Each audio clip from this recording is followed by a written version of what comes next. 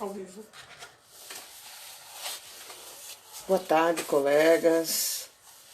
Boa tarde, defensores da dignidade humana.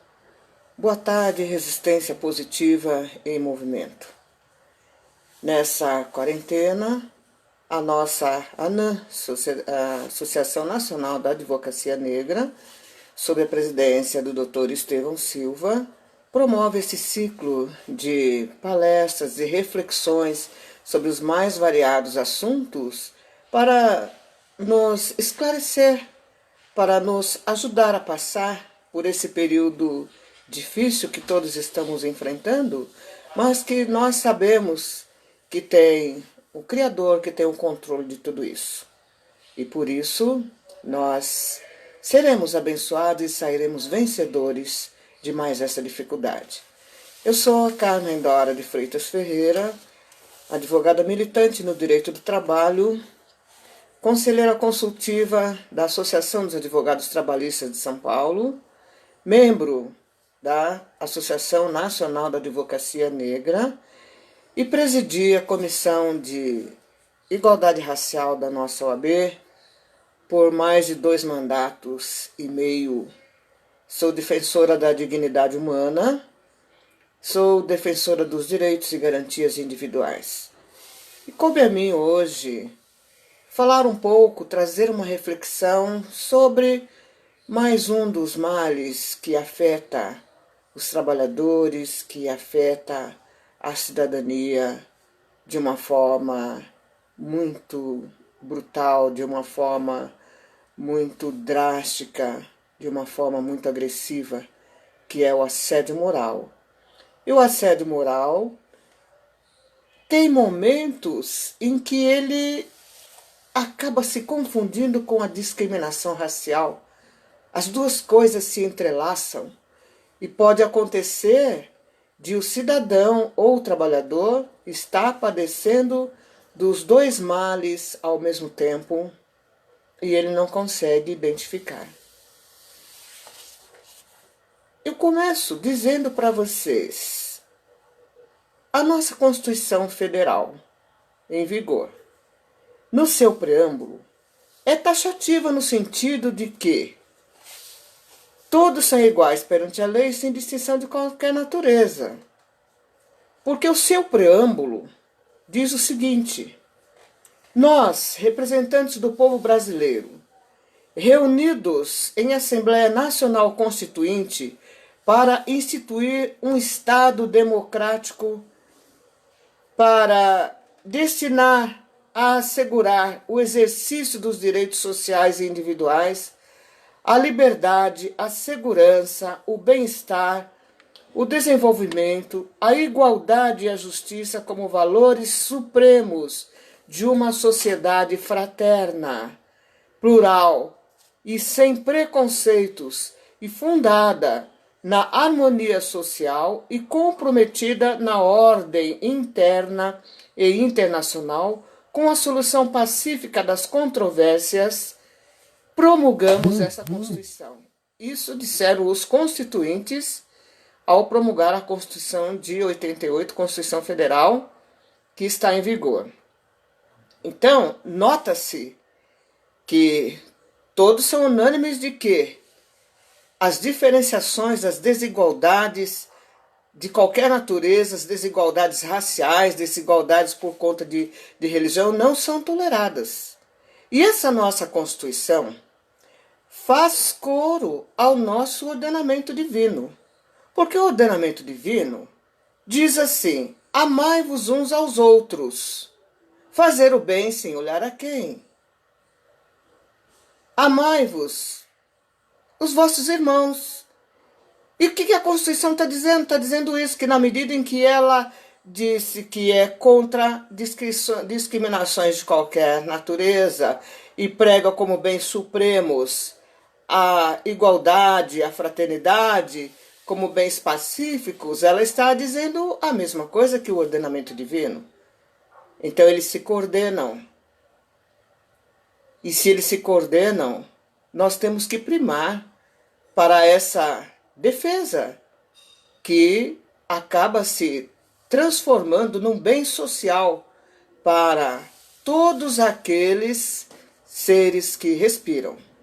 O assédio moral, ele é caracterizado por ações repetitivas que têm como objetivo minar a autoestima, excluir, fazer com que a pessoa se sinta um nada, fazer com que a pessoa se sinta desprezível, descartável.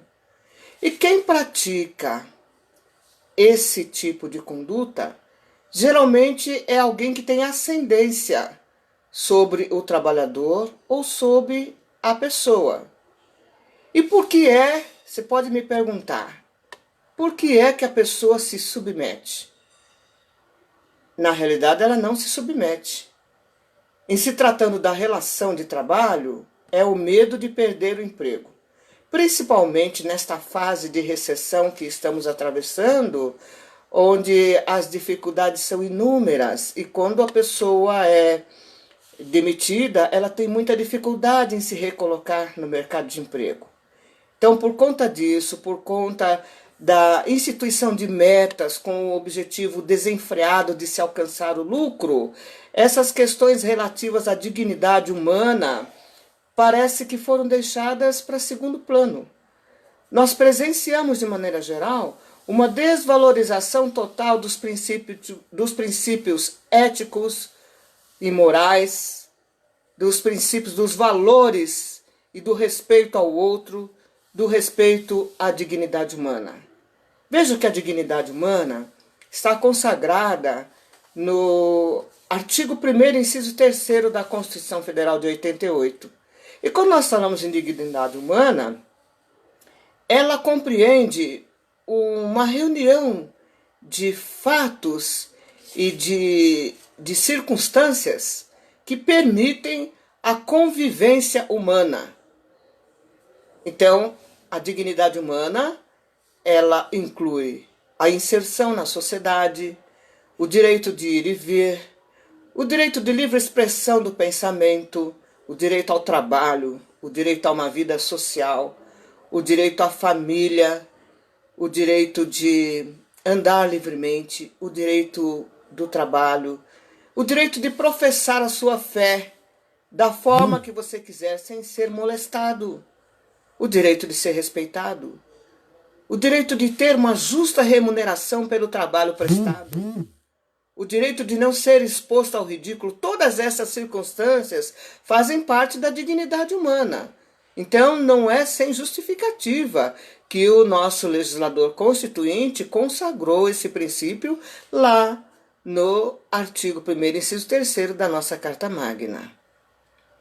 E o assédio moral bate de frente com essas questões, na medida em que desvaloriza e procura fazer valer a vontade do assediador.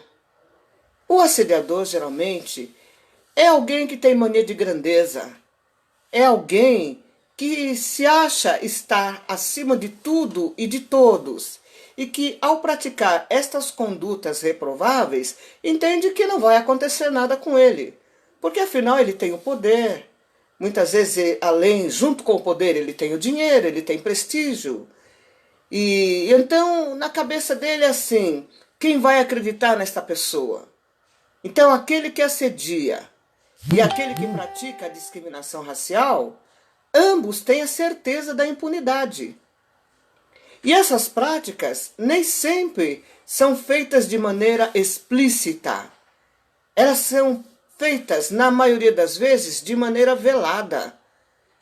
O assediador, assim como o discriminador, sempre busca aquela vítima que ele considera mais frágil.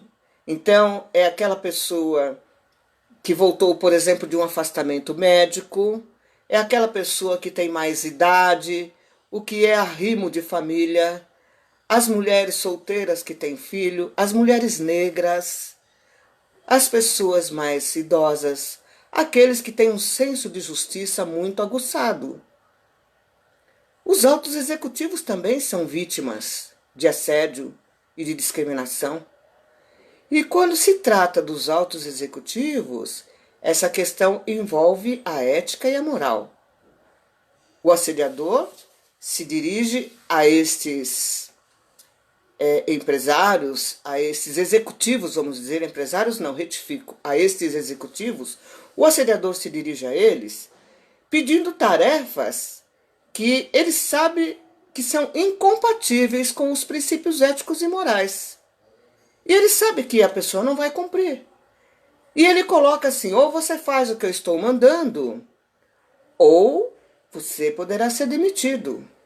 E olha, o mercado aí fora não está fácil, não. Como você vai conseguir outra colocação para ganhar o que você ganha aqui? E esse argumento é usado também para os trabalhadores mais simplórios. Pede-se a eles tarefas impossíveis de serem realizadas. Trata-se aquela pessoa de maneira diferenciada em relação às outras. É o chefe que chega de manhã e cumprimenta a todos os funcionários, mas não dirige a palavra àquele em especial. No primeiro dia ele pensa, eu acho que ele estava distraído. Mas no segundo dia, ele já pensa, tem algo estranho. E quando ele questiona o supervisor, diz, mas você não está falando comigo por quê? Ele diz, é coisa da sua cabeça. Está tudo normal. Mas ele sabe que não está normal. E os demais colegas percebem essa situação diferenciada e discriminatória, mas por conta do medo se calam. Então, o medo fortalece o agressor. E na medida em que eles se calam, abre o caminho para que o assediador se aproveite daquela situação o máximo que ele puder. E o objetivo de assediar, como eu disse anteriormente, é desacreditar a pessoa diante dos outros, é fazê-la acreditar que ela é descartável, que ela é incompetente, que ela não sabe fazer nada. E muitos de nós já vivemos essa situação. Chega um momento que a pessoa fica se perguntando, nossa, mas eu acho que eu estou falhando em algum lugar, eu não estou dando conta disso, será que ele tem razão? E aquilo fica martelando na cabeça da pessoa. E daí o que acontece? Muitos adoecem, porque ele tenta resolver a situação e não consegue. E chega em casa, os familiares perguntam, tudo bem? A esposa pergunta, tudo bem? E ele já responde atravessado, porque está com aquele problema que ele trouxe do serviço e que ele não sabe como resolver. Se ele comenta com o colega diz assim, mas por que você não enfrenta o seu chefe? Seja valente, seja homem. Mas ele sabe que se enfrentar, o emprego dele estará em risco. Então ele não fala nada, ele fica se sentindo inferiorizado, ele fica se sentindo um nada, porque ele vê uma situação errada e não sabe como agir. E em casa o que acontece com esse executivo, com esse trabalhador? Começam as brigas, que pode desencadear violência doméstica ou outras coisas mais graves, se bem que a violência doméstica é gravíssimo. E quando isso não acontece, o trabalhador guarda só para ele, chega um momento que ele não aguenta. Então ele começa a pensar, se eu sou tão descartável, se eu não sirvo para nada, se tudo que eu faço está igual, não me interessa mais continuar vivendo. Então, existe, infelizmente, os suicídios que atingem não só o alto executivo, mas o trabalhador também, o mais simplório também. Porque o mais simplório, aqueles que têm o salário bem pequeno, o argumento para ele é o seguinte, você mal sabe ler e escrever. Essa sua função aí, ó, tá cheio de gente que vai fazer. Como é que onde você vai conseguir outro emprego igual a esse para trabalhar como você trabalha aqui? E a pessoa fica pensando, é mesmo, né? Eu não tenho muito estudo, eu já tenho tanto tempo de trabalho aqui, e ela se sujeita. Eu vi um acórdão do Tribunal da Segunda Região, Tribunal Regional do Trabalho da Segunda Região, lá da lavra da doutora Mércia Tomazinho, isso já faz algum tempo. E na ementa daquele acórdão, ela diz que o trabalhador que se submete não concordou com a violência. Apenas ele se sente acuado e com medo de reagir porque ele quer preservar o emprego. Então, aquele que é vítima de violência e não reage de imediato, isso não significa que ele está de acordo. Mas ele fica pensando para onde eu vou, o que eu vou fazer, como eu vou fazer. O assediador, então, ele explora o medo, a fraqueza das vítimas, o fantasma do desemprego, e dessa forma as vítimas vão ficando à margem, porque elas vão se isolando. Primeiro porque elas acham que não conseguem acompanhar os colegas, que elas são diferenciadas. E depois, os colegas que estão à volta ficam com medo de que aconteça a mesma coisa com eles. Então eles não apoiam aquele trabalhador que está nessa situação de violência. Mas, na medida em que isso acontece, você só está fortificando o assediador para que continue nessa prática desenfreada de maus tratos ao ser humano. Nós, nessa questão de discriminação e de assédio, o assediador, por exemplo, desacredita e desrespeita o nome da pessoa.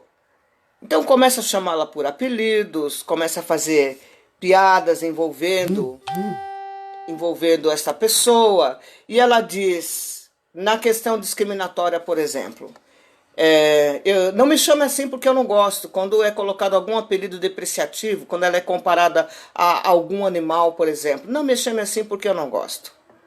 E o assediador continua. E aí ele diz, qualquer coisa agora é mimimi, né? Porque essa é a expressão do momento. As pessoas dizem, toda vez que você diz que é vítima de racismo, de discriminação, ou que você está sendo vítima de assédio, com assédio é um pouco menos, mas na questão discriminatória, nós sempre ouvimos o seguinte, lá vem vocês com mimimi. Isso é coisa da sua cabeça, isso não existe. Imagina a discriminação. Agora, a pessoa não diz assim, eu não gosto de você porque você é negra. Na entrevista de emprego, também não dizem assim, você está excluído porque você é negro. Na entrevista fica assim, seu currículo é excelente, você foi muito bem, mas olha, no momento a nossa vaga já foi preenchida. Mas você pode aguardar que nós vamos chamar você tão logo apareça uma outra vaga. E aí a pessoa fica sabendo que naquele mesmo dia alguém que estava junto com ela, mas que não era negro, ocupou aquela vaga que disseram para ele que não existia. Então, o racismo é perverso porque ele exclui, assim como o assédio moral. As vítimas de racismo, infelizmente, ainda não têm assegurado uma justiça plena, porque toda vez que uma questão dessa se apresenta ao Poder Judiciário, nós somos surpreendidos com decisões tipo, houve mero desconforto, não foi bem assim, ou quando é reconhecido, indenizações de valores ínfimos. Isso faz com que o assediador diga, mas só isso, posso fazer outra vez. Eu me lembro, enquanto na presidência da Comissão de Igualdade Racial, uma senhora que ficava na Avenida Paulista xingando todas as pessoas negras, ofendendo de forma muito vulgar e muito grosseira. E isso demandou uma intervenção nossa, conjuntamente com a coordenação de políticas públicas da Secretaria da Justiça, com a professora Elisa Lucas, e para que tomássemos uma decisão. Quando chegamos na delegacia, foi dito assim, mas isso aí é um probleminha que aconteceu ontem, já foi resolvido. Eu disse, não, um probleminha não, é um problema sério, e nós vamos resolver. E esta senhora se sentia tão acima da lei, tão acima de tudo e de todos, que quando o oficial de justiça foi citá-la, ela disse assim, Não devo satisfação para você nem a juiz nenhum. E eu sei disso porque o oficial certificou no mandado. Ela foi julgada à revelia. Então vejam como o assediador se comporta. E infelizmente, nos últimos tempos, essas questões discriminatórias têm afluído com uma maior incidência. E aí você pode estar perguntando, mas por que a pessoa não reclama?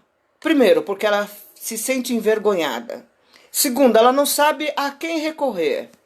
Terceiro, cada vez que ela pede para alguém testemunhar a favor dela, a pessoa diz, não, eu não vou me meter nisso. Aí isso é muito comprometedor. Ah, deixa para lá, não vai dar em nada. Dá sim. Acontece sim. Só que quando acontece uma condenação judicial, não é dado a mesma informação, o mesmo conhecimento que acontece quando acontece o fato. Veja que quando se tem uma questão discriminatória muito gravosa e a imprensa fica sabendo, todos falam, todos comentam, então você fica sabendo. Mas na hora que sai a condenação, sai uma nota de rodapé, que quase ninguém vê. Então fica a falsa sensação de que não houve justiça, de que não houve punição. Houve sim.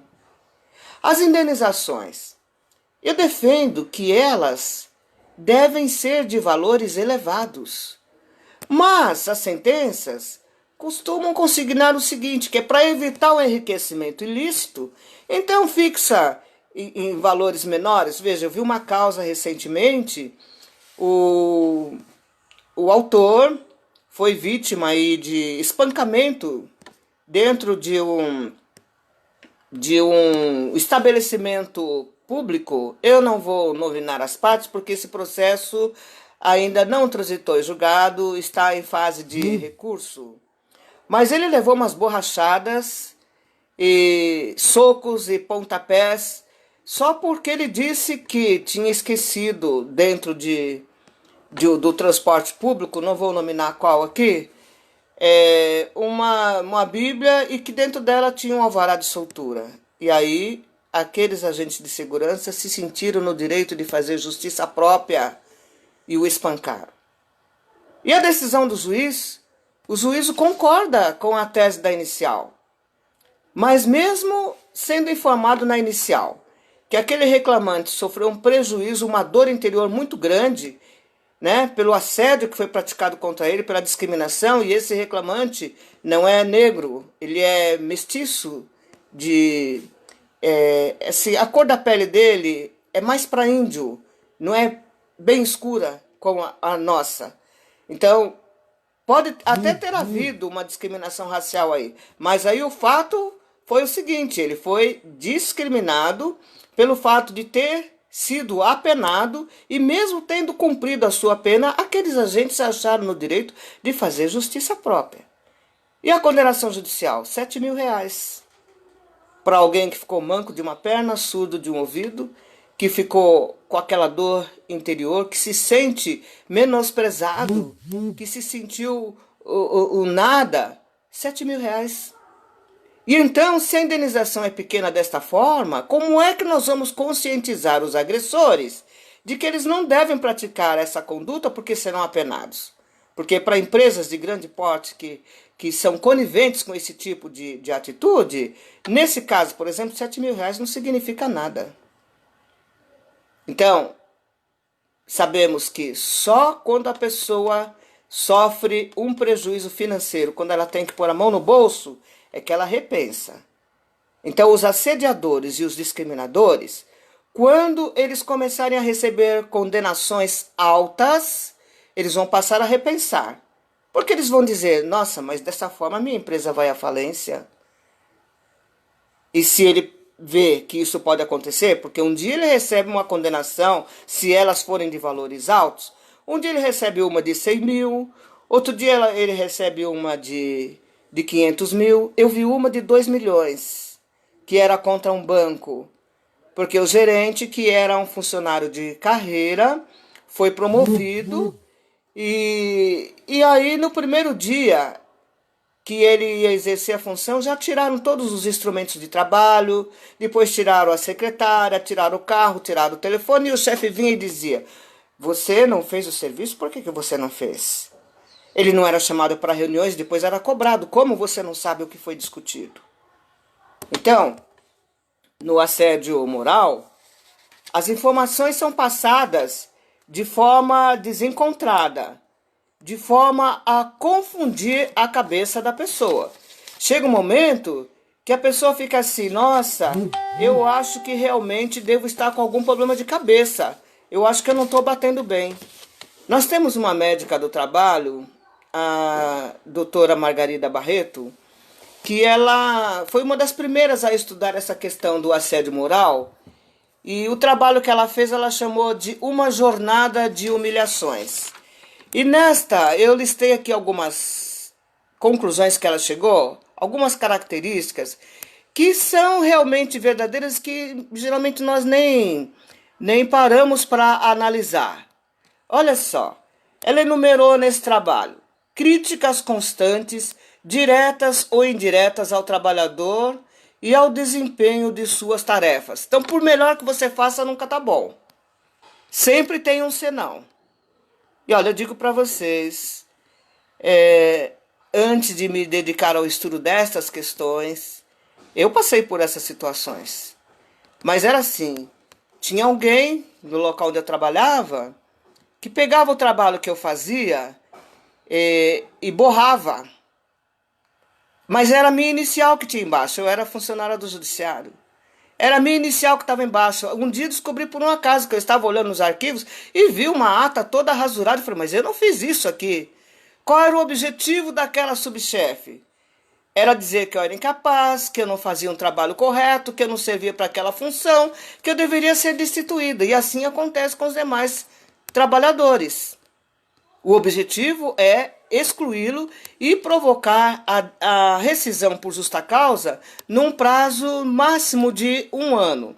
Então, voltando aqui às características listadas pela doutora Margarida Barreto. Além das críticas constantes e o desempenho das tarefas, que o assediador sempre diz que não está bom, tanto o assediador quanto o discriminador. Estabelece metas de comunicações que não são éticas, que são abusivas, que são hostis. Ainda, dar instruções confusas. Então o chefe diz assim, olha, eu quero que você vá fazer esse trabalho na rua, por exemplo. Aí o trabalhador vai. Quando ele volta, o cidadão fala assim, mas por que você saiu? Ah, porque o senhor mandou. Não, eu não mandei nada. Você saiu porque você quis, isso é coisa da sua cabeça. Eu acho melhor você procurar um médico porque você não está batendo bem. E a pessoa fica assim, poxa, mas ele mandou eu fazer isso e agora? E todos os que viram sabem que isso é verdade, mas ninguém intervém por causa do medo. Então, volto a repetir, o medo fortalece o agressor. Bloquear o trabalho. O caso do gerente. Como ele ia fazer a tarefa se ele não tinha condições? Se foram retirados todos os materiais de que ele necessitava. E a desculpa sempre é assim, não, é uma questão de remanejamento, é uma questão de organização, quando você sabe que não é. Estabelecer erros imaginários. Então o trabalhador faz um documento, né? Faz um ofício, por exemplo, ele lê, ele confere, está certinho. E aí entrega para o chefe. E ele diz, não, mas isso aqui você cometeu um erro absurdo, um erro crasso. Como você pode não prestar atenção? E ele fica, mas aonde que está errado? E o chefe também não mostra para ele. Diz que ele errou, mas fica na dele. Ainda, ele dá tarefas maiores do que aquelas que ele sabe que o empregado vai ser capaz de cumprir. E quando o empregado não consegue cumprir, ele fala assim, você é um incompetente. Por isso você é muito mole. Por isso que você não dá conta. E o cidadão fica pensando, mas eu fiz o máximo que eu podia. Ele se desdobra, mas nunca está bom, porque é uma estratégia do assediador para colocá-lo fora do mercado de trabalho. Ele pede tarefas também urgentes e desinteressantes, coisa que ele não vai usar. Ele diz assim, eu preciso que você faça esse memorando para ontem. Aí o trabalhador vai lá, se esforça e faz. Quando entrega para ele, ele joga lá na gaveta e nem olha. Aí o trabalhador fala assim, mas o senhor disse que era urgente. Ele fala, depois eu vejo. Você está imaginando coisa, volta lá para as suas tarefas. O trabalhador para almoçar. Aí ele diz, você vai parar de novo? Você não almoçou ontem? Por que você quer almoçar hoje de novo? Às vezes as pessoas acham que é brincadeira. Mas é uma brincadeira, não é uma brincadeira. E se fosse, seria de muito mau gosto. Então, ele acha que a pessoa tem que se dedicar ao extremo. Faz críticas em público. Sobrecarrega o funcionário de trabalho. Não cumprimenta. Não lhe dirige a palavra. E quando o trabalhador reclama, ele fala assim, não, isso é impressão sua, você estava distraído e não percebeu. E ele sabe que não é isso. Muda o trabalhador de horário. O trabalhador está acostumado a uma jornada de trabalho diurna. E aí, para complementar a renda, ele tem um outro trabalho noturno. Do nada, o chefe chega e fala assim, a partir de amanhã você vai trabalhar de dia. Mas, chefe, eu não posso porque eu tenho outro trabalho. Olha, é pegar ou largar. E o cidadão fica pensando, e agora? Ele tem a vida dele toda estruturada, porque ele precisa daquela complementação de renda. Então, é a perversidade do assediador e do discriminador. Pegar ou largar. Então, a pessoa acaba se submetendo. Ele faz ainda circular boatos maldosos e calúnia sobre a sua pessoa. E às vezes esses boatos, essas calúnias, atingem até a família do trabalhador. E as pessoas ficam perguntando, mas por que assim faz alguma coisa? Sempre todo mundo diz que você não faz alguma coisa, não é? Tudo isso tem o objetivo de forçar a demissão. Insinua que o trabalhador tem problema mental ou que a sua família, as pessoas estão com problemas mentais. Transfere o trabalhador de local. Transfere, às vezes, até fora da sede. Em locais que ele vai despender muito tempo na condução e ainda vai ter que desempenhar boa parcela do seu salário para poder chegar no trabalho. Bom, os contratos de trabalho, eles se constituem na subsistência do trabalhador. Por isso, aqueles contratos por prazo indeterminado, que atualmente agora está se tornando raridade, em razão dessa nefasta reforma trabalhista, reforma entre aspas, porque reforma-se alguma coisa quando é para melhorar. Quando é para excluir, quando é para danificar, a gente não está fazendo uma reforma. Então, com todo respeito, essa reforma trabalhista não é, e não foi, e não se constitui em direitos para os trabalhadores. A luta da classe trabalhadora é uma luta secular. Durante muitos anos, se batalhou para que se conseguisse os benefícios que agora nós estamos vendo que estão sendo excluídos de maneira perversa. Quando você diz ao trabalhador que agora ele vai trabalhar de forma intermitente, por exemplo, né? É muito complicado, porque na forma intermitente, uma coisa intermitente é uma coisa que não tem continuidade. E se você não tem continuidade no seu contrato de trabalho, como você pode assumir responsabilidades? E veja, se o trabalhador está tão inseguro, se o mercado informal é o que está aflorando, porque está difícil as pessoas serem contratadas com carteira assinada, como que essa pessoa vai consumir? Se ela não consome, como a economia vai girar? Se ela não tem um emprego certo e definido, como ela vai recolher uma previdência? Então, como é que se pode afirmar que a reforma da Previdência também foi benéfica para os trabalhadores? Não foi. Não foi benéfica para ninguém. O problema é que o caixa do Tesouro é um caixa único. E não se tem o total controle do que entra e do que sai. E aí a conta serve para punir o trabalhador. Por quê? Porque desconta na fonte. Você não tem o direito de falar, não quero que desconte. Quando você percebe, já houve o desconto. Então, é muito injusto, com todo respeito, mas eu vejo, como advogada trabalhista, a tristeza dos trabalhadores, né, na busca dos seus direitos e o receio de como vão sobreviver, de como vão fazer. O que nós mais ouvimos agora dos jovens que estão entrando no mercado de trabalho é: não vou me aposentar nunca. Ou então eles ficam pensando: e agora, como que vai ser se eu tiver algum problema? Né? Então é difícil, não se pensou nisso. Apenas o capital é que está imperando. E é muito ruim quando se coloca o benefício financeiro acima do bem-estar e acima da harmonia, acima do respeito ao outro. Como eu disse, o assédio moral e a discriminação, tem horas que eles se confundem, né? Porque eles são muito parecidos.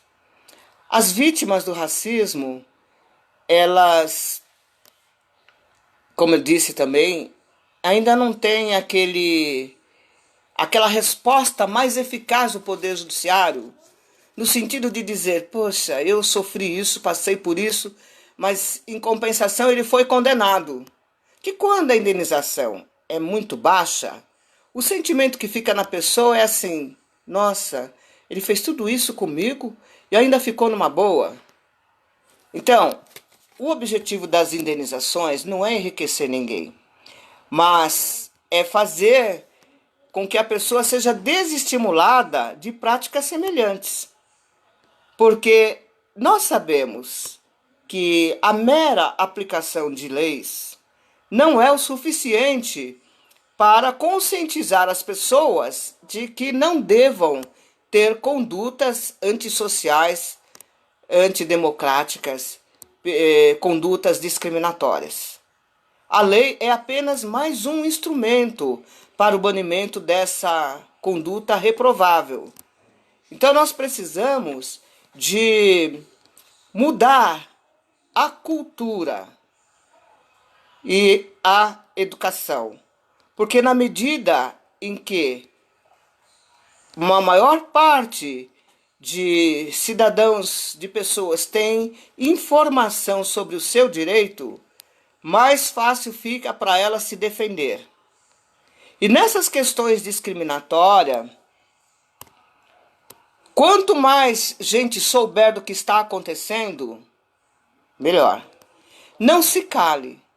Procure as equipes multiprofissionais, procure os defensores da igualdade racial, os defensores da dignidade humana, porque eles vão te ajudar a encontrar uma saída.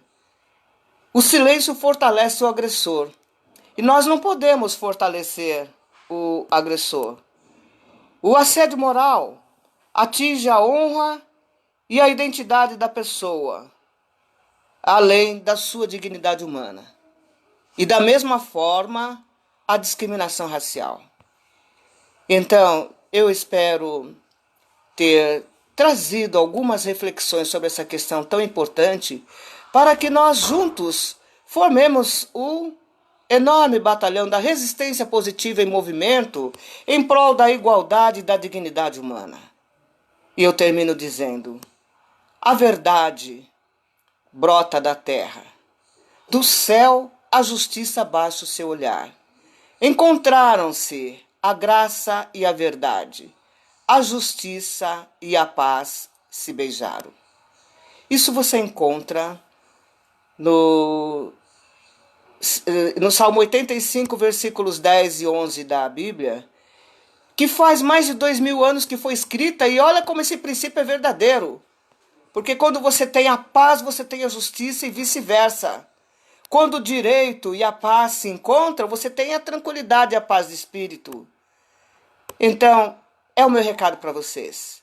Não está tudo perdido. porque nós estamos aqui. Sejam todos vitoriosos, sejam todos abençoados. E essa crise pela qual nós estamos passando, sejamos prudentes, vamos cumprir as orientações, mas não percamos a esperança de que o Brasil é do Senhor Jesus e Ele olha por nós. Obrigado a todos, obrigado à ANAM, Associação Nacional da Advocacia Negra, obrigado Estevão e todos os colegas que compõem essa associação tão maravilhosa que congrega os profissionais negros que têm tanta capacidade quanto os outros. O que nos falta é oportunidade. Até breve, pessoal. Obrigado pela atenção.